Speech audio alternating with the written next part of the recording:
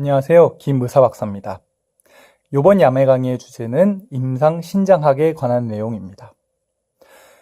맨 처음에 임상신장학을 맞이했을 경우에 학생들이 굉장히 어려워하는 부분은 뭐냐면은 환자 문제들을 보면은 온갖 랩들이 다 나와요. 환자 나이도 나오고 비유엔, 크레아티닌, 소듐 수치, 포타슘 수치, 혈압 등등등등 온갖 수치들이 다 주어져 있는데 이게 도대체 어느 파트에서 나온 문제인지를 자꾸 판단을 하려고 들어요.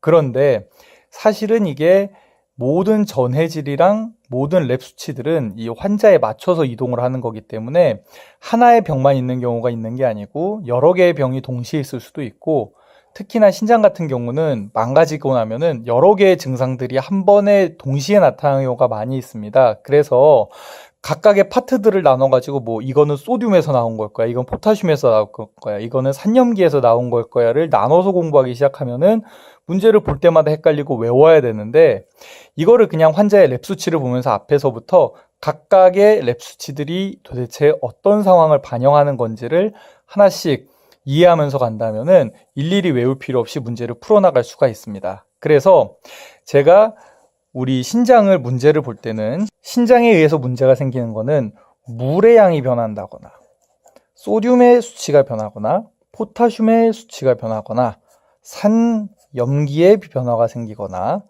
크레아티닌 농도가 올라가거나, 이 경우를 보고 우리가 레날 페일러라고 하죠.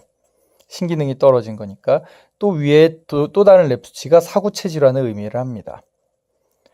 이것들을 각각 반영하는 수치는 뭐냐면 물의 양을 반영하는 게 혈압이라든지 신체 검진 소견이고요. 소듐량을 반영하는 건 말 그대로 소듐이고, 포타슘을 반영하는 건 말 그대로 포타슘이고, 산염기를 반영하는 거는 ABGA에서 주로 나오는 pH 값이라든지 아니면 그 밖에 다른 랩들에 의해서 저희가 산염기에 문제가 있는지를 알 수가 있고, 크레아티닌도 올라가는 걸 볼 수가 있고, 사구체 질환 같은 경우는 소변 검사를 해봤을 때 소변에 혈액이 나오는지 단백질이 나오는지 뭐가 나오는지에 따라서 사구체 질환을 감별을 할 수가 있고요.